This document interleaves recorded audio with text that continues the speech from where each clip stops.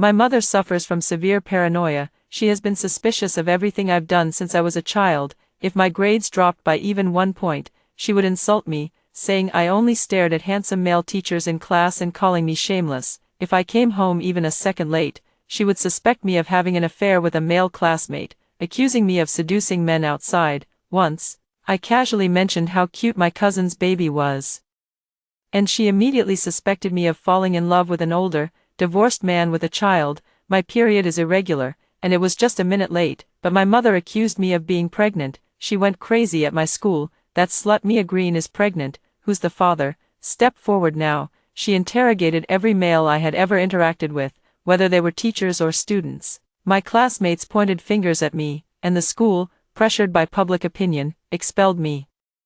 I stood on the rooftop, proving my innocence with my death, yet my father and brother, fully aware that I was wronged, still took pleasure in my misfortune, saying I got what I deserved. While I was alive, they used me as a punching bag countless times, framing and blaming me for things I didn't do. Opening my eyes again, I had bound myself to the suspicion transfer system. I transferred my mother's suspicions onto my father and my brother. This time, I want to see if you can still keep your hands clean. Why hasn't your period come yet? A familiar voice sent a chill down my spine. When I opened my eyes again, my mother Linda's vicious, large face appeared before me. Speak up, I'm asking you a question, you little slut. Your period came exactly at 5 o'clock last month, and now it's been over 10 seconds late. Are you pregnant? My mother pushed and shoved me in her agitation. In my past life, my period was just 1 minute late, and my mother suspected me, subjecting me to constant humiliation. She ignored my explanations and proclaimed to the world that I was shameless,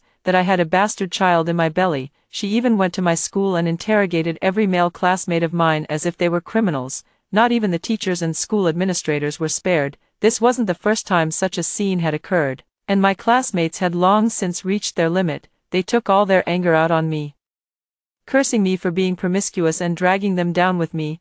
I tearfully brought out my soiled clothes to prove that my period had already started. My mother didn't believe me either, convinced I was lying and that I must be carrying a bastard child in my belly. I had no choice but to stand on the rooftop, using my life as the price to prove my innocence. Host, would you like to bind the suspicion exchange system? A mechanical voice echoed in my mind, recalling the events of my past life. I chose confirm without hesitation. All right, please choose the person you wish to swap with. I turned to look at my father and brother, who were watching the commotion from the side. They stared at me with mocking expressions, constantly adding fuel to the fire. Mom, look at Mia Green's belly. It's clearly gotten bigger. She's always been fond of flirting with guys at school. Who knows whose bastard child that is in her belly? My father walked over and kicked me angrily. Honey, since she's already worthless anyway, why not sell her to that old bachelor? At least we can get some bride price money. I gritted my teeth in hatred and immediately entered both of their names. In my previous life, my mother's paranoia wasn't nearly this severe from the start. It was their deliberate and unintentional guidance. They slandered me, saying that at such a young age, I was already fond of seducing people. My death, they were the ones to blame. Ding, binding successful. I looked uneasily at my mother, unsure whether this so-called system would actually work. Based on what happened in my previous life, she would have dragged me to school to make a scene, but suddenly, she turned her suspicious gaze toward my father. Did you do something to Mia? Don't think I don't know about your peculiar habits. It's one thing for you to mess around with shady women outside, but how dare you lay a hand on Mia now? My mom actually suspects that Dad has done something inappropriate to me. You have to understand, my mom is a delicate wife. Her husband is her whole world. In my past life, it would have been completely impossible for her to speak to my dad like this. I sighed inwardly, marveling at how powerful the system truly is. My dad, of course, wouldn't admit to something that was completely made up. He looked at me, sweat pouring down his face. Mia, say something, quick. My mom kept cursing at him relentlessly, even ready to grab a loudspeaker and announce it to the whole world. Seeing this, I clutched my stomach and rolled on the floor, pretending to have menstrual cramps. My mother pulled me into the bathroom, checking me over and over from head to toe, only then letting out a sigh of relief. After quite a bit of commotion, the house finally returned to peace. Ding. The system detects that the host's mother's suspicion of the bound target Bob Green has increased to 10%. The system rewards you with 100,000 yuan. Faced with this sudden surprise, I was so excited I could almost jump for joy. with suspicion raised to just 10%, the power is already this great, and there's 100,000 yuan prize, so, what if suspicion is maxed out, raised to 100%? The days ahead have me even more excited. Early the next morning, I walked drowsily to the dining table, and my mother said to me with a gentle expression, "Mia, come and eat quickly." My mother, now free of her suspicions toward me, had become normal. It was the first time in 2 lifetimes that I had felt maternal love. This made me hate her even more, for the reason behind her change was simply that the system had shifted her suspicions to my brother and father. My brother also came out of the room, triumphantly holding a lace bra as he tattled to my mom, "Mom, Mia Green deliberately put her underwear on my bed. She's trying to seduce me. She's so young, yet she dresses so provocatively and has all sorts of bad intentions. Mom, you really need to teach her a lesson." He arrogantly mouthed the words at me, "You're done for," but the next second, the whip my mom used to beat me with landed on him. "You shameless thing, where did you get this indecent stuff?" My mom, her eyes red, questioned him. "She's only 18, how could she have so many schemes? It's you who's always secretly taking pictures of your sister with your phone. Don't think I don't know." With that, my mother snatched my brother's phone. My heart leaped into my throat. I was really afraid that there would be nothing in the phone, and my mother's suspicion of my brother would just vanish. "Ah!" My mother let out a scream. I turned to look. All I saw were various secretly taken photos in the album.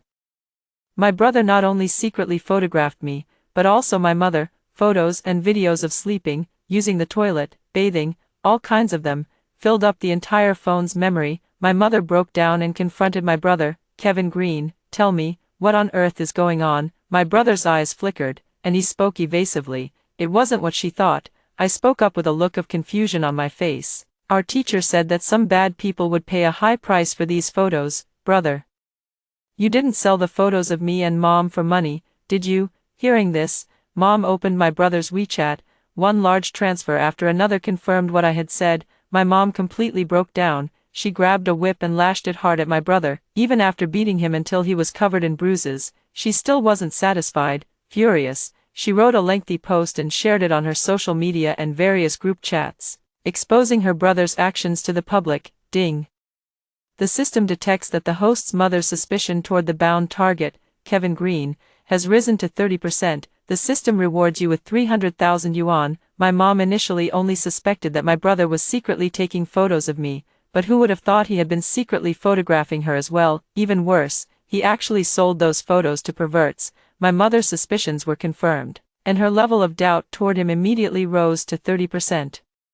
Idiot, I looked at my brother, who was like a stray dog, and cursed him disdainfully in my heart. After this incident, my brother was practically socially dead. Wherever he went, he was met with scorn and condemnation. I was overjoyed to see the sudden addition of 400,000 yuan in my bank account. At the same time, I also cherished the opportunity to learn even more. In my previous life, because of my mother's paranoia, I was constantly on edge and had no energy left for studying.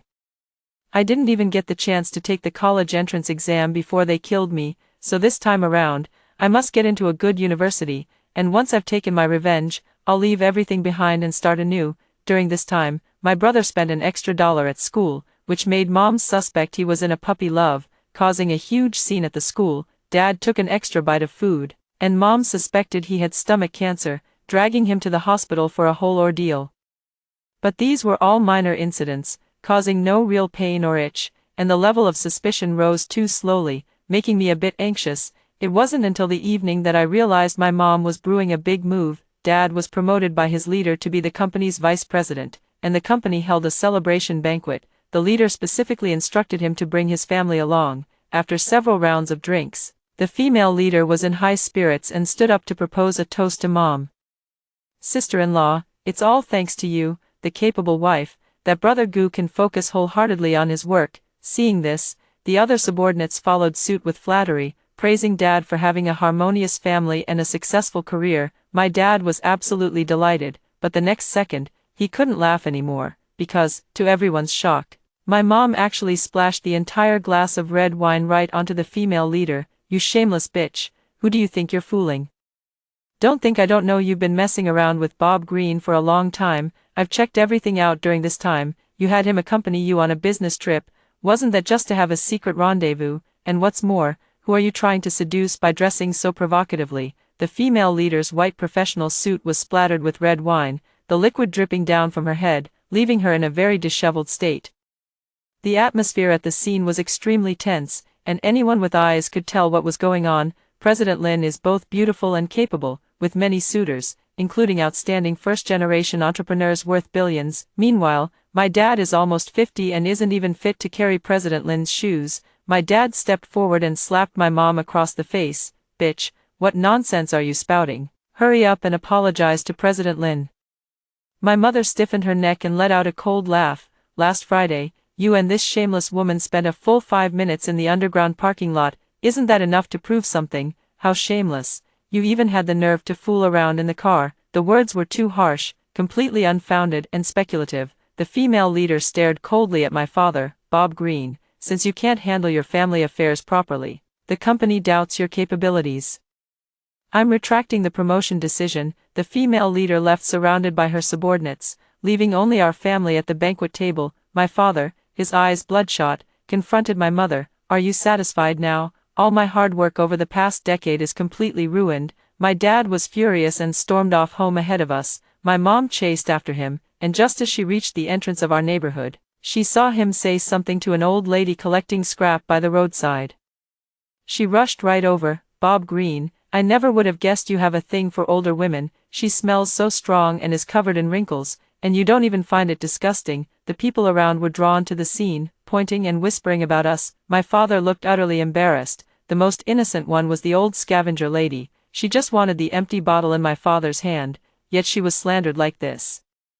She was so angry that she had a heart attack and fainted on the spot. Ding, congratulations, host. The host's mother's suspicion of Kevin Green has risen to 60%. The system rewards you with 600,000 yuan. The scene was in chaos, but only I was there, grinning foolishly at the balance in my bank card. The old lady was taken to the hospital, and the medical expenses cost over 100,000 yuan. Seeing his own mother being humiliated like this and suffering so much, the family refused to let it go. The old lady's son pulled up the surveillance footage from the neighborhood at the time and posted my mother's crazed appearance online. Do vulnerable groups deserve to be bullied? My mother just wanted a bottle, yet she was slandered as a mistress. Is there any justice in this world? In the video, my mother looked utterly detestable. This unreasonable behavior sparked widespread anger among netizens. Soon, the video went viral and became a trending topic.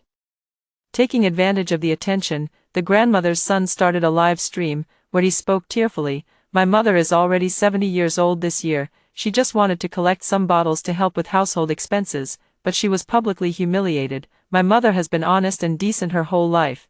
This is simply too insulting.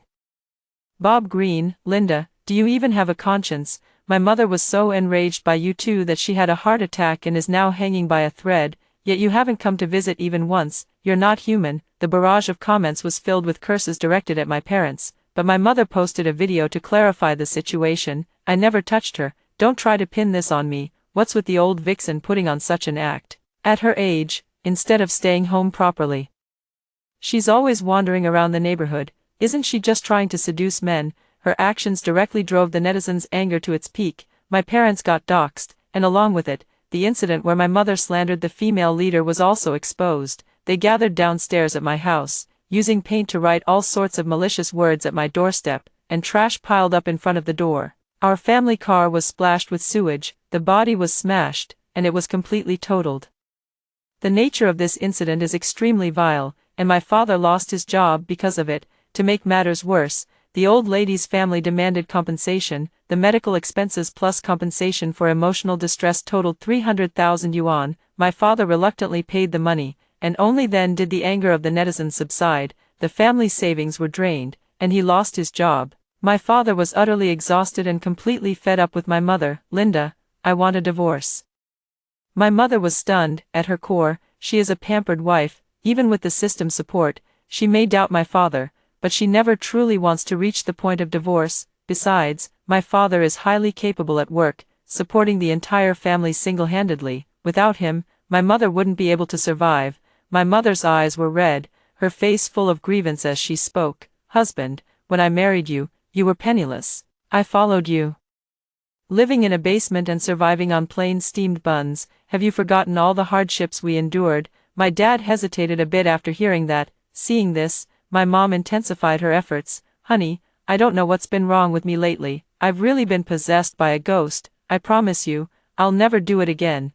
Please forgive me. Finally, my dad relented and promised her he wouldn't divorce. Mom stopped being suspicious, and peace returned to the house. I thought to myself, this is bad. Could the system have failed? In the following days, I kept trying to summon the system, but it was all in vain. If it weren't for the 1 million in my bank card, I would really doubt whether the system had ever come at all. I lived at home with extreme caution, feeling as though each day dragged on like a year. I was very nervous, afraid that my mother would revert to her suspicious and distrustful attitude toward me from my previous life. Finally, on this day, my mother looked at me with a cold, piercing gaze. Mia Green, did you do something to me? All these recent incidents have been targeting the three of us, but you're the only one who's completely unaffected. What kind of dark magic did you use on me? Apologies, host. The System Management Bureau has encountered a malfunction, and I was unable to contact you during this period. Upon completion of the task, the system can grant you one wish. The task will now resume. I breathed a sigh of relief. Then, I plopped down on my knees in front of my mom, tears streaming down my face as I said, Mom, actually, there's something I've never dared to tell you. Brother likes men, he's gay, and he's been with many men, and now he has hemorrhoids. He bleeds every day when he goes to the bathroom. My mom was a bit skeptical, her mind racing back and forth. Her instincts made her suspicious of me. But how could she possibly stand against the system? Mom, haven't you noticed my brother's but has gotten bigger? He can't even hold in his poop anymore, and besides, he loves wearing women's clothes and dressing up as a cute little girl. I spouted nonsense without a hint of shame or nervousness. Then, I showed the photos I had long planned to Photoshop. These photos are the evidence. I found them in my brother's alternate QQ account. In the photos, my brother was acting all flirty, wearing a pink skirt, made up like a girl, striking seductive poses. This instantly ignited my mother's anger. As luck would have it, my brother happened to walk in through the door right then. He had no idea what was going on. To please my mom, he specifically bought her cosmetics and clothes. Mom, this is the latest popular cosmetics. This earth-toned eyeshadow is very elegant, and the lipstick shade is one you usually like. And this outfit, I picked it out especially for you. This color really suits you. Mom, go try it on quickly. My mother was furious. I fanned the flames. Mom, do you believe me now? If my brother weren't gay, how could he possibly know so much about makeup and clothes? Ding, congratulations, host. The system has detected that the host's mother's suspicion of the bound target, Kevin Green, has risen to 100%. Reward, 1 million. Success. The suspicion has finally reached its peak. I'm really looking forward to what happens next. My brother was furious about being slandered. Kevin Green, what nonsense are you talking about? He only focused on blaming me, completely ignoring the fury in my mother's eyes. My mother picked up the feather duster and started hitting him. How can you face the ancestors of the Green family? I went through so much to give birth to a son, and you have the audacity to like men. How am I supposed to explain this to our ancestors? Liking men is one thing, but you even shamelessly climbed into a man's bed. You're truly despicable. My mother was very strong, and soon, my brother couldn't hold his ground against her. My mother dragged him straight to school. My brother panicked and knelt down, begging her, Mom, I really don't like men. Please don't make a scene at school. If you do this, I won't be able to face anyone. His panicked plea for mercy looked exactly like mine in my past life. But what had he said back then? Mia Green, a shameless person like you deserves to be humiliated. You brought this on yourself. Mom should teach you a lesson so you'll never dare do it again. Those words were my death sentence. It was this very sentence that made my mother step onto the campus without hesitation, putting me on trial in front of the entire school on trumped-up charges. Now, I return these words to him. Mom, teach him a lesson so he won't dare mess around again. My mother was like a madwoman. She dragged my severely injured brother straight to his classroom. Who among you is Kevin Green's lover? Step forward on your own. As soon as these words were spoken, the class erupted into commotion. Everyone looked at my brother with disgust. Oh my God, what's going on? Kevin Green always seemed so normal. How could he like guys? Yeah, just the other day he was asking me about some exercises. Could he have had ulterior motives? Ugh, that's disgusting. Listening to all this gossip, my brother was overwhelmed with shame and anger, feeling like he wanted to die. Seeing no one step forward, my mother interrogated them one by one. She grabbed the collar of a boy in the front row and demanded, Was it you? The boy hurriedly denied it, but my mother didn't believe it and insisted he prove it. She turned the boy's seat upside down before finally giving up, immediately after. She set her sights on the second boy. Could it be you? She interrogated the boys in the class one by one, as if they were criminals. The whole class was filled with complaints. Kevin Green, if you don't value yourself, don't drag us down with you. Exactly. Hurry up and tell us who your lover is. We still have studying to do. My brother's psychological defenses completely collapsed. He directly took off his pants in public to prove his innocence. I have no lover, if you don't believe me. Come and check. The effect was just the opposite. Ugh, that stinks. You're so disgusting. If you can take off your pants in public, you must be even more proactive in private. No wonder your mother scolds you. My brother was so distraught he was trembling all over. In the end, my mom turned her spearhead toward the homeroom teacher who had come to mediate the matter. You're the one who seduced my son, aren't you? You're the one who led him down this path of no return. You hypocritical beast, I'm going to sue you. With that, he started pulling the homeroom teacher toward the door. A crowd of onlookers had gathered at the classroom door, with some even starting live streams on their phones. Enough, my brother let out a furious roar. Mom, I'm your son, why don't you believe me? My mother snorted coldly. Who told you to have a criminal record? Last time you secretly took photos of me and your sister to sell for money.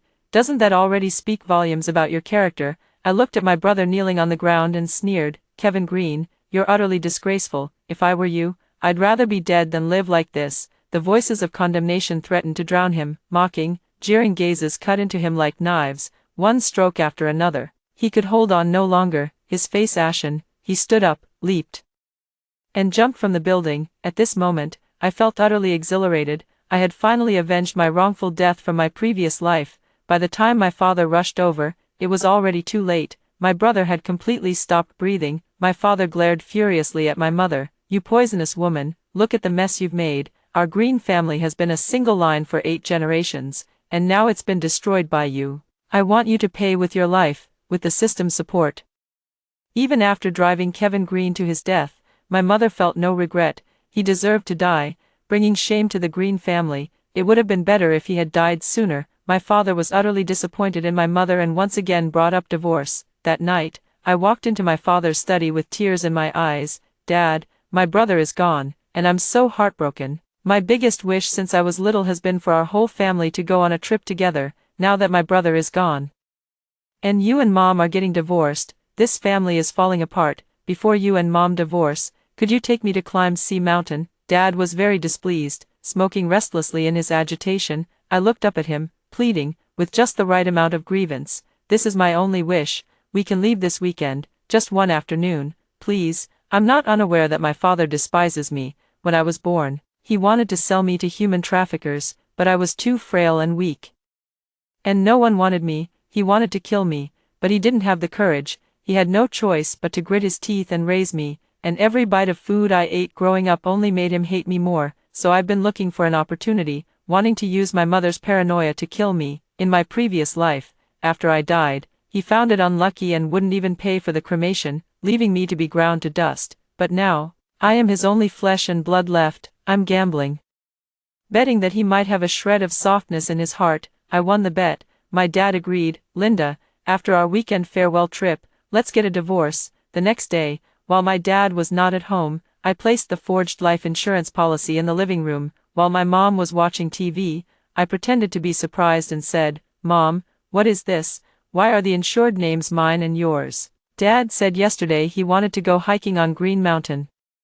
Could he be planning to kill his wife and child for insurance money? He must still hold a grudge against you for what happened to my brother. He probably wants to take advantage of the hike to harm us. After I finished speaking, my mother snatched the document from my hands. My mother gritted her teeth in anger and said, Bob Green, are you trying to harm me? Just you wait, an insurance policy worth $5 million. You really have some nerve, since you're heartless.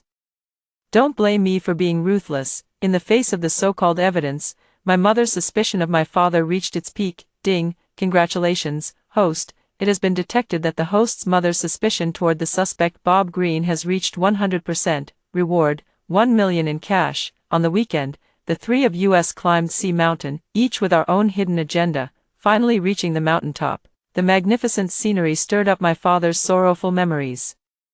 As he recalled his son who had died an unnatural death, he started cursing my mother. "You poisonous woman, you've ruined this family, why don't you just die?" My mother didn't back down either. An upright person is not afraid of a crooked shadow. If you haven't done anything wrong, why would you be afraid of what I say? You and Kevin Green are just like the crooked beam above leading to the crooked beam below. If you weren't so fond of cheating, how could my son have been led astray by you? The two of them kept slinging mud at each other, neither willing to back down. They began to wrestle fiercely at the mountaintop. Seizing the moment, my mother pushed my father straight off the cliff. He had no chance of survival from the 500-meter cliff. Ah, my father's piercing screams echoed between the cliffs. I hid far away, pretending to be frightened, and hurriedly ran down the mountain. My mother was surrounded by onlookers, and someone called the police. I descended the mountain one step ahead of my mother. The two murderers who killed me reaped what they sowed, and I finally avenged myself. In my previous life, my father and brother used my mother's paranoia to kill me. What goes around comes around. Their deaths were not unjust, however, the mastermind behind it all was my mother. Sometimes, death is actually a release. I spared her life so that she would spend the rest of her days in hell. I had long planned to torment her in the most vicious way, making her wish for death but unable to attain it. I summoned the system in my mind. Drip, congratulations to the host for completing the task. The system can fulfill one wish for the host. Please make a wish. I gritted my teeth and spoke each word deliberately. I want Linda to be bound to the suspicion system. I want her to be doubted by everyone around her for the rest of her life, just as she doubted me back then. After hearing this, the system hesitated slightly. I know this is somewhat difficult. I can offer the entire 3 million system bonus. If that's not enough, I'm willing to pay any price. I can dedicate the rest of my life to working for you. Seeing my resolute attitude, the system agreed. It reclaimed the 3 million bonus but did not demand anything from me. Soon, the suspicion transfer system was stripped away, replaced by the suspicion system. After the system was stripped away, my mother instantly became clear-headed. She finally realized that she had personally caused the deaths of her beloved husband and son. In agony, she knelt on the ground, slapping herself repeatedly. The one who deserves to die is me. It's all because of my paranoia that I caused Bob and Kevin's deaths. When the police took her away, she was still in a dazed state. For intentional homicide, she was sentenced to 15 years in prison. The case was clear and straightforward, with countless eyewitnesses on the mountaintop that day, and I, from beginning to end, had clean hands. On the day the verdict was announced, I went to visit the prison. My mother cursed me frantically. "It's you, I get it now. You were the one behind all of this, you murderer. You ruined my son and my husband." But after saying that, she broke down emotionally again, because with the system's help, she had long since recalled the events of her past life. I looked at her expressionlessly. It was no one else who caused their deaths. If you want to blame anyone, blame your own excessive paranoia. You killed your husband and your son. This is all your retribution. Stepping out of the prison gates, I let out a long sigh of relief. During the time my mother's murder case was being tried in court, I took the college entrance exam. After the scores came out, I applied to an ordinary university in the South. Although I didn't get into a prestigious school, I was already quite content to be reborn and personally avenge myself. I consider myself incredibly fortunate. I sold my family home and used the 800,000 yuan from the sale to attend university. I deliberately inquired and found that Linda was having a tough time in prison. Every one of her actions was overanalyzed by those around her. She spent an extra minute in the bathroom, which made the prison guards suspect she was planning an escape, leading them to shock her with a stun gun and lock her in a solitary confinement cell. She glanced at her cellmate one too many times, and was suspected of being a malicious homosexual, getting brutally beaten while she slept. She said one word too many, and was suspected of trying to disrupt prison order, promptly receiving a set of combination punches. Such incidents happened every day, and over time, her mind became unhinged. How wonderful, the injustice I suffered from her false accusations, she has now come to understand firsthand. 15 years later, Linda was released from prison, but the suspicion system would follow her for life. During the years she was in prison, I focused on my studies, got into the country's top university, and after graduation, I joined a research institute to concentrate on scientific research. That day was a rare day off. I had arranged to go shopping with a friend, but at a street corner, I spotted a frail, aged figure. It's Linda. Her hair is completely white, and she's constantly rummaging through the trash bins. Just because she accidentally bumped into someone throwing out the trash, she was cursed out by his wife. "You old hag, you deliberately bumped into my husband, have you no shame, at your age, still trying to seduce people? Why don't you look in the mirror and see all those wrinkles? It's enough to make anyone sick." She was overwhelmed with shame and anger, her face flushed crimson, stuttering and unable to speak. She could only stand helplessly by the trash can, judging by her reaction.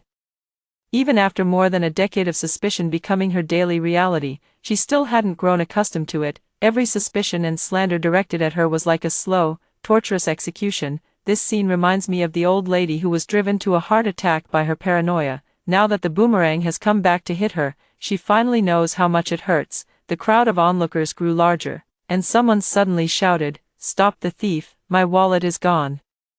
Everyone present turned their eyes toward Linda. Someone pointed her out. "The thief is her. I've been watching her sneaking around for a while now. It must be her who stole it." The people around all chimed in. "Search her." Two bold young men began to undress her in front of everyone. She pleaded desperately, "It wasn't me, I beg you, please leave me some dignity." But no one listened, and soon she was stripped bare. Left with nothing but her undergarments, the search yielded nothing. Yet no one apologized to her. Look at her sneaky appearance. She must have done plenty of thieving. Searching her wasn't unjust. Amidst everyone's disdainful glances, she spotted me. As if clutching at a lifeline, she fell to her knees with a thud at my feet. "Mia, I was wrong. Please forgive me, and I beg you, stop tormenting me." "Fine." She looked up, her emotions surging. "Unless you can give me back a life." Those words plunged her into the abyss. "Even if you won't let me go, you should support me. I am your mother, and you must fulfill your filial duty." I raised my voice. "Come on, Mom, when you were young, you were promiscuous and ran off with a wild man. Now you want me to support you. Do you really think that's possible? When you were fooling around with that wild man in bed, I was almost kidnapped by human traffickers. Do you even have any shame?" With the system's support, no one doubted the truth of my words. Everyone pointed and whispered about her. "Why hasn't this old witch died yet? It's just too disgusting. Ugh, how does she have the nerve to keep living in this world?" She reached out to cover her face, clutching her tattered clothes, wanting to leave this place of trouble, but she wasn't paying attention to the traffic and was directly swept under a large truck, dying on the spot. Even so, she couldn't escape the suspicions of the crowd. I think this old woman was trying to stage a scam. Yeah, how could she not see such a big car? She did it on purpose. No one collected her body. Just like in my previous life, she was ground to dust and scattered to the wind. For the rest of my life, there will be no hatred, only endless good days ahead. After hearing the first story above, what are your thoughts? Feel free to share your opinions in the comments section. Next, there is another similar story. Let's continue to see. My mother has severe obsessive-compulsive disorder. Because I was 3 taels heavier than my twin sister at birth, she disliked me. I cried from hunger, but my mother would refrigerate the breast milk my sister couldn't finish. She fed me 8 times a day. In the end, my sister and I were both hospitalized at the same time. I was malnourished, while she had been eating spoiled food for a long time, but that wasn't enough. She kept feeding my sister until she grew fatter and fatter, yet she couldn't stand how thin I was, forcing me to eat fatty pork that I was allergic to.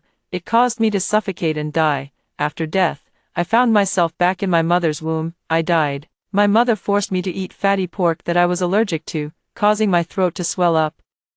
I couldn't catch my breath and suffocated to death, but after I died, I unexpectedly felt the warmth of being enveloped in amniotic fluid once again. That was the only maternal love I had ever felt in this lifetime. The next second, "Doctor, is there any way for my 2 children to be born at the same time?" Ms. Smith, you're really asking for the impossible. The cervix is only so big. How could both children possibly come out at once? As this familiar dialogue echoed in my ears, a sudden flash of lightning seemed to strike my mind, igniting a spark of realization. Sure enough, the next moment, the remembered conversation continued. "I don't care, you must make my children come out together, otherwise, I'll report you for sexually harassing a woman in labor." It was my mother's voice, and as her words overlapped one by one with my memories, I finally confirmed that I had been reborn. Reborn into my mother's womb, while she was on the operating table giving birth. In her previous life, she had specifically consulted someone to calculate an auspicious time for giving birth, hoping to have a lucky baby, but fate had other plans. She was carrying both me and my sister in her womb, and it was impossible for us to be born at the same time. As for me, In my mother's words, I always had to be the first in everything, so the moment I arrived, I was branded as a jinx. My sister, on the other hand, was fortunate enough to be born exactly at the time my mother had calculated, so when the doctor told my mom that I was 3 ounces heavier than my sister, she didn't even look at me, just frowned and issued me a weight loss order. I was forced to wean before I'd even had a single sip of breast milk. This led to malnutrition from a young age, and later, no matter what I ate, my body couldn't absorb it properly, leaving me with a perpetually frail constitution. Meanwhile, my mom, having given birth to 2 children, had an abundant milk supply. She would pour the excess milk my sister couldn't finish into a bowl and store it in the refrigerator, feeding her 8 meals a day. In the end, we both ended up in the hospital. I was malnourished, and she had been eating spoiled food for too long. At that moment, threatened by my mother, the delivering doctor was furious, but seeing that she was already on the verge of giving birth, he had no choice but to suppress his anger and continue working. But this time, I resisted with all my might, determined not to be born first. Difficult labor, family of the patient, our recommendation is to switch to a cesarean section. Please sign promptly. No, children born from cesarean sections are fools. We can't do a C-section, it must be a natural birth. That sharp voice belongs to my grandmother. If my mother is the executioner, then she is the one handing the knife to my mother from behind. The two of them often sing in harmony, making my father too afraid to even speak. So, my mother insisted on enduring unnecessary hardship, risking severe bleeding to give birth to my sister and me naturally. Of course, she no longer had the energy to falsely accuse the doctor of harassing the new mother. This time, neither of us was a lucky baby. From the moment we were born, we were placed on the same level. But I was still 3 taels heavier than my sister. Mom, go buy 10 more scales. I just can't believe it. We're clearly twins, so how can our weights be different? My mother frowned. After weighing my sister and me on the scale 8 times, she tugged at her hair and spoke irritably. Grandma was tough outside, but in front of my mother, she was an obedient old baby. Upon hearing this, she immediately did as my mother said. But unfortunately, my sister and I had different weights on every scale. My mother broke down, pointing at me impatiently. Take her away from me. She must have been too competitive, stealing her sister's nutrients in my womb. Starve her for a few meals first, and she'll behave then. In my previous life, my stomach problems started from here, leaving hidden dangers. Having been reborn, I must not let the tragedy repeat itself. But crying in front of my mother would be useless and would only make her more annoyed, so I specifically waited until 4 in the afternoon. When my father returned, and burst into loud, wailing sobs, the sound was as pitiful as could be, startling my father so much that he ran in to find me without even changing his shoes. Just as my voice was about to give out from screaming, my dad finally found me inside the washing machine drum. Yes, I was put into the washing machine drum, because my mom told my grandma to starve me, but whenever she wasn't paying attention, I would crawl away to look for food. My grandma got so fed up with me that she just tossed me into the washing machine drum. Out of sight, out of mind. Susan, how could you leave the child here? My mother was also shocked when she saw me, so much so that she didn't immediately react by scolding my father. Instead, she turned her head toward my grandmother. Mom, why did you put her here? Didn't you say you wanted her to lose weight? Shaking around in the washing machine. Isn't that a way to lose weight? After my grandmother confidently stated her reasons, my usually quiet father couldn't take it anymore and retorted for the first time. Mom, the washing machine is for clothes. What if something happens to the child if you put them in there? What could possibly happen? I've eaten more salt than you've eaten rice. Don't you think I know whether something will happen or not? Shut your trap. Seeing that my father dared to talk back, my grandmother's face turned a mix of green and red, and she immediately exploded, shouting and cursing at him. But my dad was genuinely angry this time too, not giving an inch no matter how she scolded him. In the end, it was my mom who couldn't stand it anymore and stepped in to stop them. Sam, my mom is an elder. Why are you talking back to her? The child is fine, isn't she? Why are you making such a big deal out of it? Because my dad was poor when he was young, and it was my mom who didn't look down on him, sticking by his side as he started his business until they reached where they are today. My dad has always been very deferential to her. At that moment, as soon as my mom spoke up, my dad's towering anger subsided. He only left behind a resentful remark, "It'll be too late when something happens," before carrying me off to the study. I tried to make him understand that I was hungry, so I gnawed on his hand for a long while. Finally, He got the message and carried me to my mom to be fed, but my mom, with a cold expression, immediately shooed my dad out. She's already 300 g heavier than her little sister, what more does she need to eat? I will never forget the look of shock and anger on my dad's face that day, but no matter how hard he banged on the door or how loudly he called for my mom, she remained unmoved. Furious, he took me straight to the company, bought formula, and began taking care of me himself. In my past life, I wasn't put in the washing machine. My dad rushed back, told my mom something, and then went on a business trip. I always thought he had silently accepted how she treated me, but now, it seems he might have loved me after all. During the days when he constantly sought advice from others and searched online for baby care tutorials, I was raised very well, free from illness, fair and chubby. And this change was finally discovered when my mother came to see me on a whim. It was also this time that my mother became even more frantic. "Sam, didn't I tell you she can't eat anything? How did she still get so chubby?" My mother's hand pinched my soft flesh, the pain making me burst into tears. My father hurriedly rescued me from her grasp. My current appearance is his greatest source of pride, nowadays. My father boasts to everyone he meets, saying he raised me with his own hands, and then basks in the praise of others. Hearing my mother call me chubby, my father immediately grew displeased. "Children look best with a bit of baby fat.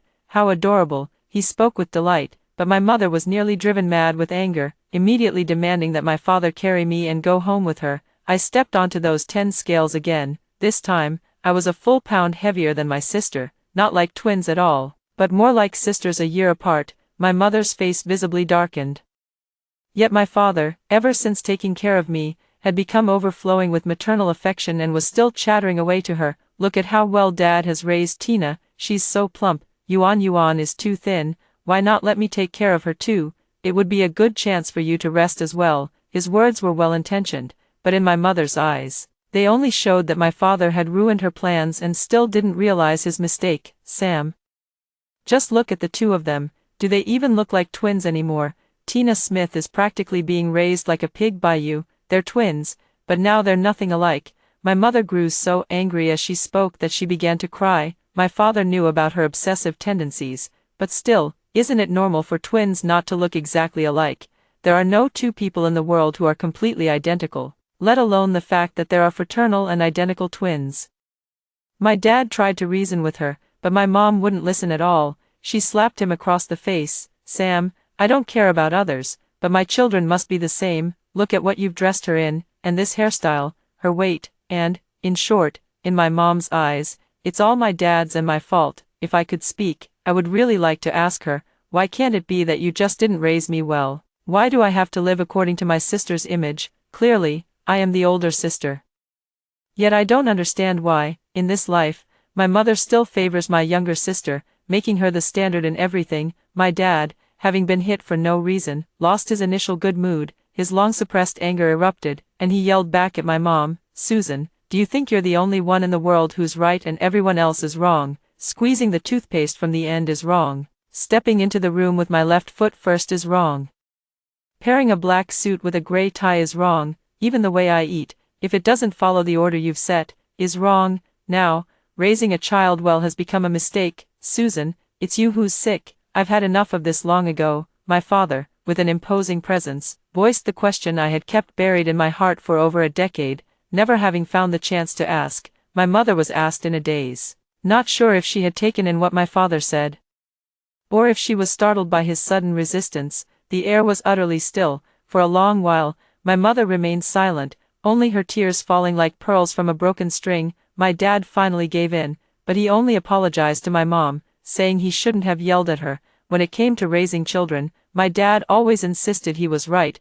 My physical health is his greatest confidence. My sister's sudden convulsions interrupted the heavy atmosphere between my parents, who hurriedly took both of us to the hospital. In my previous life, my sister and I fell ill at the same time and were sent to the hospital together. The doctor said I was malnourished, while my sister's condition was purely caused by drinking my mother's spoiled breast milk. This life was no different. After the test results came out, the doctor was exasperated at our lack of progress. "The child is too young to understand. But aren't you adults supposed to know better? How could you give such a young child spoiled breast milk?" Upon hearing the diagnosis, my mother's first reaction was, "Impossible, it must be a misdiagnosis, so she ignored the doctor's advice and stubbornly carried my sister to every hospital in the city, big and small, yet the results she got were all the same, and all this running around ended up delaying my sister's treatment. When my sister was admitted to the ICU, my mother broke down again. Crouching in the hospital corridor and screaming to shift the blame, "It's all your fault for never coming home, not caring whether we live or die. Now look, Rose is sick. Are you happy?" My dad was already worried about my sister's condition, but upon hearing this, he couldn't believe his ears. "Susan, I know you're anxious because Rose is sick, but she's my child too. I'm just as worried as you are. How can you say that to me?" More and more people gathered to watch. My mom was overbearing, while my dad was holding me in his arms. Unconsciously, everyone's sympathy leaned toward my dad. Being pointed at by so many people, my mother felt she had lost face and became emotionally agitated. She walked over, her sharp fingernails poking at my face. "Do you even remember that Rose is your child? Ever since the two of them were born, all your attention has been on her, leaving Rose alone for me to take care of without a second thought. Where do you get the nerve to say you care about her?" Seeing me hurt and driven to the brink by my mother's false accusations, my father no longer cared about keeping family matters private. "Enough, you say I favor Tina, but why don't you tell everyone why a grown man like me has to take a child to work with him? It's because Tina was 3 taels heavier at birth. So you kept starving her and even let your mother put the child in the washing machine drum to lose weight. You'd rather let your extra breast milk spoil than give Tina a single sip. Yuan is lying in the hospital right now because she drank your spoiled milk." My father held me in his arms, speaking with such sincerity that the onlookers immediately believed him and began whispering among themselves. Even the doctor never imagined that the reason for my sister's illness could be so absurd, and his attitude toward my mother did a complete 180. My mother, publicly exposed, was so overwhelmed with anger that the words, "divorce," slipped out without a second thought. To calm the chaos, my father had to go along with her and try to keep her steady, but my mother actually reached out to snatch me from his arms. "All the children are mine, you won't get a single one, naturally."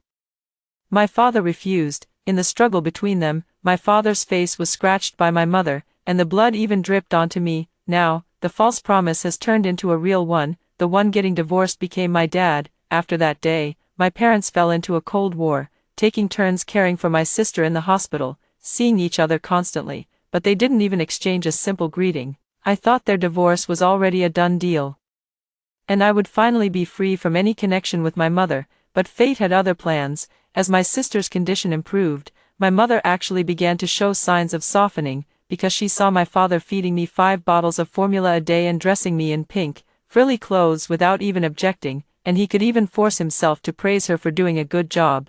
I clearly sensed that my father's attitude was also beginning to waver. My heart was hanging high in the air. Finally, after my mother promised my father that she would no longer show favoritism or treat me unfairly, my already hanging heart simply gave up and died. On the day we were discharged from the hospital, my father carried both me and my sister in his arms as we returned to our familiar home. When he stepped through the door with his right foot first, I clearly saw the irritation and conflict in my mother's eyes. She hesitated to speak, but in the end, she closed her mouth. However, the fabricated illusion couldn't withstand the test of time. Not long after our peaceful days at home resumed, my mother started acting up again. It began with her unconsciously shaking the rice off my spoon when she served us. She started weighing my sister and me again, frowning tightly when she saw that I was still heavier than her. Then she reduced the amount of rice in my bowl, when I still weighed more than my sister on the 3rd weigh-in. My mother finally lost her patience and started searching online for folk remedies, seeking out old Chinese medicine practitioners to give me acupuncture for weight loss, but no reputable doctor would agree to treat such a young child, so my mother began learning the methods from online tutorials and started doing it herself, using large sewing needles meant for mending clothes. The needles pierced me with sharp pain, yet compared to my past life, it was but a drop in the ocean. So I endured in silence. After realizing her acupuncture had no effect, she began seeking out doctors through connections. Finally, she found a doctor willing to take on a patient like me. The needles made me nauseous and I vomited constantly, unable to eat a single meal each day. Over and over again, I finally managed to lose the weight my mother wanted, reaching the same weight as my sister. My mother smiled with satisfaction, but her smile didn't last long. She didn't know that I had already learned to speak. The reason I hadn't cried or made a fuss these days was to let my father see her true nature, so he could make up his mind to divorce her. On the day my mother took me out for the usual injections, my father, who was supposed to be on a business trip, suddenly came home. I stumbled and staggered toward my father, clinging to his leg with tears welling in my eyes. Dad, Dad, Daddy.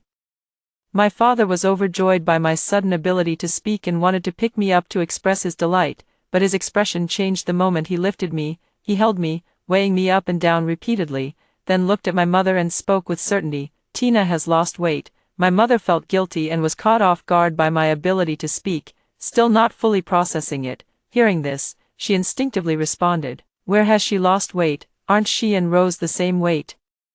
But in reality, my sister had already been hospitalized due to illness, and her originally not so plump body had now completely withered away. She now looked like a shriveled old man. "Same weight," my father repeated my mother's words, but my mother remained nonchalant, her tone tinged with pride. "This figure is just right for a girl. She used to be too heavy." Looking at my father's expression, I could tell he was on the verge of exploding, yet my mother seemed completely unaware. Still chattering away, proudly showing off her handiwork to my father, I couldn't help but wonder how they had managed in the past, for my mother to be so utterly unconcerned with my father's feelings. When my mother finally finished her lengthy speech and turned to my father with a beaming smile, seeking his approval, my father's patience finally ran out. Crash, crash. The perfectly symmetrical ornaments my mother had arranged so neatly by the doorway shattered into pieces all over the floor. Along with what was broken, there was also my mom's expression, and their relationship. My dad said calmly, "Susan, when you apologized before, you said you would never show favoritism again, nor would you treat Tina unfairly. Is this how you do it?" My mom was also unhappy. "I never treated her unfairly in the first place. Ask her, which of the 3 meals a day did I not give her? If I were a child who grew up normally, I wouldn't understand so much. Wouldn't know how to complain, just like in my previous life, suffering in silence without knowing how to speak up. But now, I have memories, and I have someone to rely on." "Daddy, it hurts." My words still clumsy, I could only speak while gesturing to my dad, hoping he'd understand me through our shared understanding. But my dad is truly my dad. As soon as I finished speaking, before I could even gesture, he lifted the sleeve of my shirt. Red needle marks were densely scattered all over. And because they had scabbed over, they looked like little red dots. It was terrifying. My dad's eyes instantly reddened, his anger almost tangible as he glared fiercely at my mom. "What did you do to Tina?" My mother's eyes darted around, but of course she refused to admit it. "I didn't do anything. Who knows what's wrong with her? Maybe she was bitten by something while sleeping at night. Could also be an allergy." If it were my dad from my previous life, he might have been fooled by her. But this time, my mom underestimated my dad. "I've been taking care of Tina for so long, I know better than you whether she's allergic or not." Seeing my mom still trying to argue, I struggled in my dad's arms, wanting to lead him further inside. "To catch a thief, you need the evidence." I didn't believe my mom could keep denying it once I found her tools of the crime. Seeing me do this, my mother suddenly looked at me, the hatred in her eyes almost overflowing, just like when I was suffocating. Crawling to her feet begging her to save me, and she kicked me away. When the needles still stained with blood scattered on the floor, the air seemed to freeze. My father's expression was as grim as death. He suppressed his anger, picked me up, and carried me out, taking me to the bedroom. "Tina, wait here for Daddy." "Okay," I nodded. Not long after, my dad brought my little sister in too. My mom chased in, trying to explain, but my dad didn't say a word. He silently pushed her out and closed the door. Outside, my mom's explanations could be faintly heard. Then, bang, my heart leaped into my throat, but after that noise, it fell quiet outside for a moment, and my racing heart settled a little. What followed was my mother's roar. "Sam, how dare you hit me?" Outside, there was a loud, crackling commotion for quite some time, accompanied by my mother's shouting, the sounds of things being smashed, and pleas for mercy. It wasn't until my sister's crying started that everything finally settled into silence. My father came in, picked up my sister, and gently soothed her, but no matter how he tried to comfort her, my sister just pouted and kept calling for Mom. Helpless, my father had to carry her out to look for my mother. I followed right behind them as we stepped outside. The living room, which my mother had always kept neatly arranged and perfectly symmetrical, was now a complete mess. With debris scattered all over the floor, the sofas, once positioned left and right, were now piled together. The bowls, starkly white and black, lay shattered on the floor. their colors mingling into a mottled mess. One can imagine how excruciating this must have been for my mother, who suffers from severe obsessive-compulsive disorder. But that wasn't all. As my father carried me out the door, I clearly saw the bleeding needle marks covering my mother's body, dense and numerous, just like mine. My dad took me and left home, and from that day on, he began discussing divorce matters with my mom, but both of them wanted me and my sister, so they were stuck in a stalemate. In the end, because it dragged on for too long, they had to settle on one child each. I went with my dad, and my sister went with my mom. Next came the issue of property. With one child each, it was only natural that the assets be split 50-50. Yet somehow, my grandmother, who had returned to the countryside after helping my mother through her postpartum confinement, found out about it. Early the next morning, she rushed over and intercepted my father at the entrance of his company building. Amidst the bustling crowd, she spotted him right away, holding me in his arms. "Sam, stop right there." My father tried to pretend he hadn't heard, but my grandmother grabbed his sleeve, forcing him to halt and turn around, before I could even open my mouth. I was slapped hard by my grandmother. The argument quickly drew a crowd of passers-by, who gathered around in circles. Seeing this, my grandmother immediately sat down on the ground. My poor daughter, who gave her all for this family, only to end up with such a scoundrel. As more and more people gathered, my grandmother grew even more impassioned, pointing at my father and accusing him. This man used to be dirt poor, and it was my daughter who stood by him, working hard to get to where they are today. Now that he's making money, he's never home, always out there. God knows who he's messing around with. Because my dad brought a child to work, many people in this office building knew us, and upon hearing this, they all spoke up in his defense. "Auntie, Mr. Smith isn't messing around. He brings the child to work every day, and whenever he has a spare moment, he's busy changing diapers and feeding the baby. When would he have time to mess around?" Seeing someone speak up for my dad, my grandmother wasn't pleased. She kept rolling her eyes at the person, annoyed that they were meddling in other people's business. "Do you just follow Sam around all day without doing anything? How do you know he's not fooling around? Can you guarantee it?" The person had meant well, but after being repeatedly snapped at by Grandma, their expression turned sour and they fell silent. Biting the hand that feeds you. My dad had been exploited by my grandmother and mom for years and had long been fed up with her. Now that he was finally free from his ties with my mom, he naturally wasn't going to give in to my grandmother anymore. "Old lady, you need evidence to back up your words. I can honestly say that in all the years I was with your daughter, I never mistreated her. Even when I started my business, if I earned $10, I'd give her $9.90. The divorce isn't because of any fooling around. It's because we have different parenting philosophies." After learning the truth, the onlookers lost interest and were about to disperse and return to their workstations, but my grandmother wouldn't let it go. Seeing that people were about to leave, she immediately stood up from the ground, running left and right, pulling everyone back. "You can't leave, you have to stay here and stand up for me. Sam is lying. How could a child be so delicate? And all this talk about parenting philosophy, it's just a matter of starving her a few times. Who among us didn't grow up hungry? But times are different now from your day." After Grandma finished speaking, she lifted her head with a smug look, waiting for others to agree with her, but things didn't go as she hoped.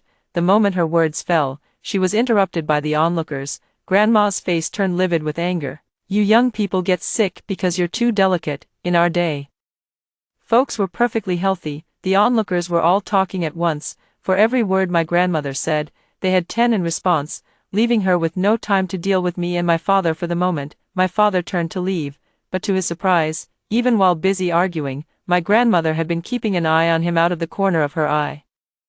Seeing my father about to leave, she temporarily set aside the others and turned her attention to him. "Sam, I don't care what you say. If you want to divorce my daughter, you must leave with nothing and leave all the property to her. Otherwise, we'll sue you." Grandma spoke with such force that it made my dad laugh in anger. He opened his mouth and retorted, "Did Susan send you here?" "Yes." Without a moment's hesitation, Grandma answered my dad.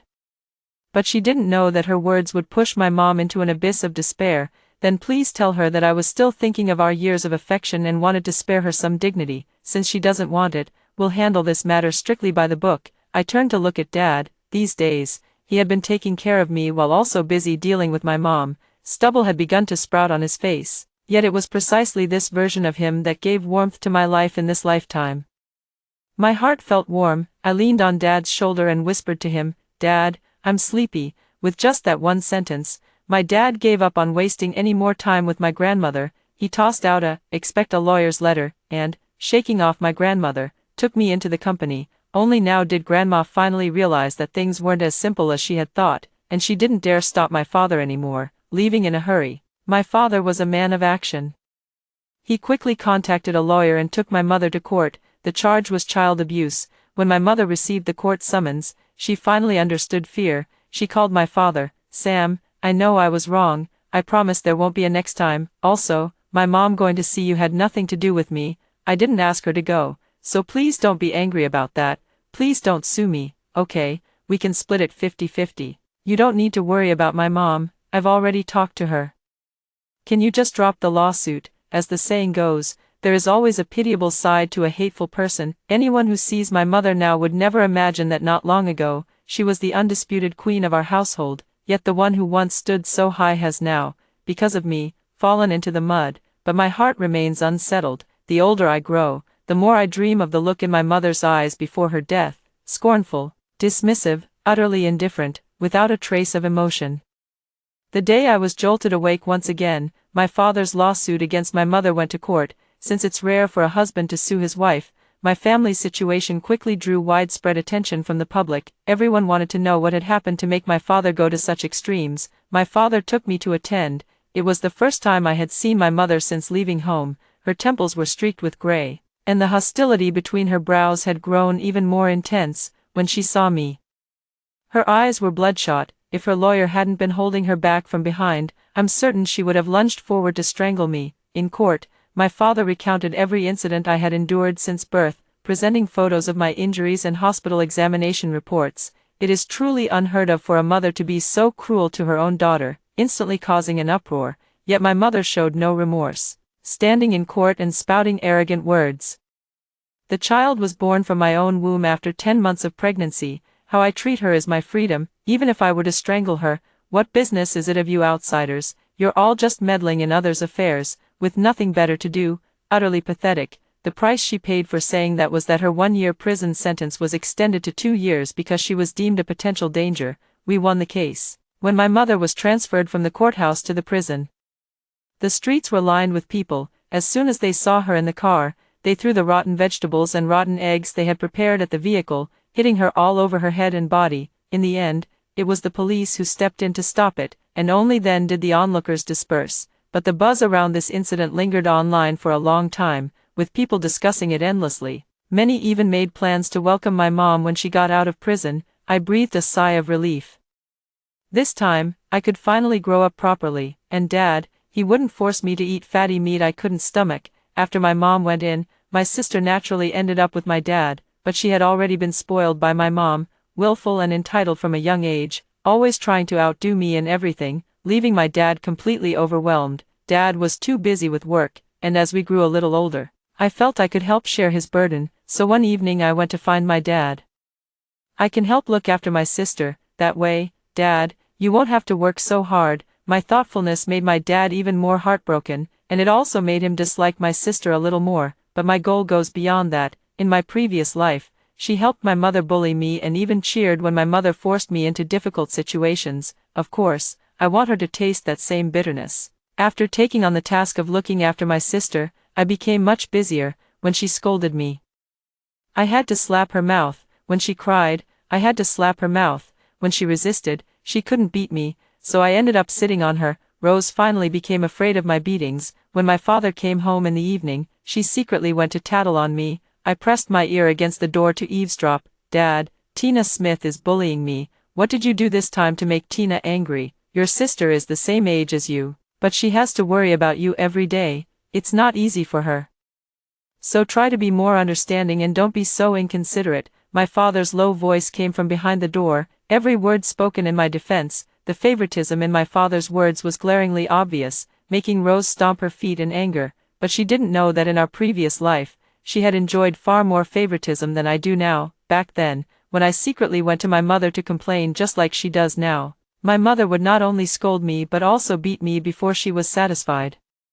I had always heard the saying that those who are favored have nothing to fear, but it wasn't until now that I truly understood how heavy those words could be. With my father's favoritism, I became even more adept at hitting Rose. If she dared to complain, I would hit her even harder. After all, my father would always find excuses for me.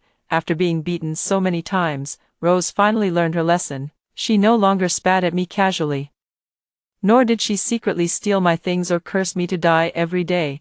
But such days didn't last long. My grandmother came knocking on the door. I refused to open it, so she stood outside, shouting and yelling, "There's no justice in this world. I came to see my own grandson, and I'm being kept outside. What kind of logic is this?"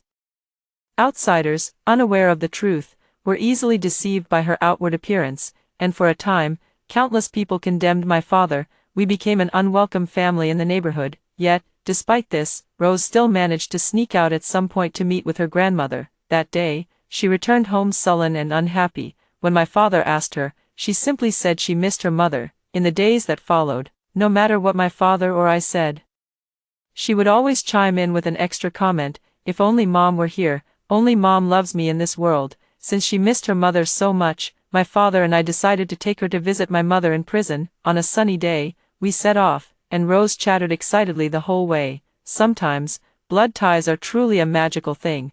They make you feel an inexplicable closeness to someone, whether that person is by your side or not. My mother and Rose are like two people running toward each other. While I am the extra one, when the two of them, mother and daughter, meet, their eyes are only for each other. My mother traces Rose's features through the glass, looking just like a mother who dotes on her child. "But Mom, I am your child too. Why have your eyes never seen me, no matter how dazzling I may be?" Today, to come see her, I even deliberately wore my newly bought dress, a very bright color, the kind that stands out in a crowd and catches the eye at a glance. But my mother didn't look at me once from start to finish, and I couldn't help feeling a bit downhearted. Perhaps the most selfless love in this world is the love a child has for their parents. No matter what they are like, children still instinctively yearn to be loved. Even if I had been killed by my mother, it would have been no exception. Seeing how upset I was, my father tightened his embrace around me. I knew he might have wondered what it would be like now if he had just settled for a life with my mother. The truth is, you can never hold out hope for someone who doesn't love you. Ever since that meeting, even before my mother was released from prison, Rose once again felt she had someone to rely on. Completely forgetting past lessons, she kept provoking me. One day I finally couldn't take it anymore. I wanted to hit Rose, to beat her into submission, but a moment before striking, I was suddenly seized with fear. I didn't know when I had also grown accustomed to using violence to solve problems. I held back my hand and begged my father to install surveillance cameras at home. From that day on, I stopped paying attention to Rose. If she snatched my things, I would just give them to her. When she scolded me, I would just lower my head and listen. When she hit me, I would endure the pain and bear it. Soon, Rose became as arrogant and domineering as she had in her previous life. Only this time, I deliberately fueled her arrogance. On the day my mother was released from prison, Rose threw a tantrum, insisting that my father and I take her to pick up my mother. But on the way, we happened to run into a traffic accident. We were stuck in the middle of the road, unable to move an inch. Rose, anxious and accustomed to being domineering, actually jumped out of the car door to lecture the person blocking the way. My dad couldn't even hold her back. By the time we got out of the car, Rose had already dashed far away.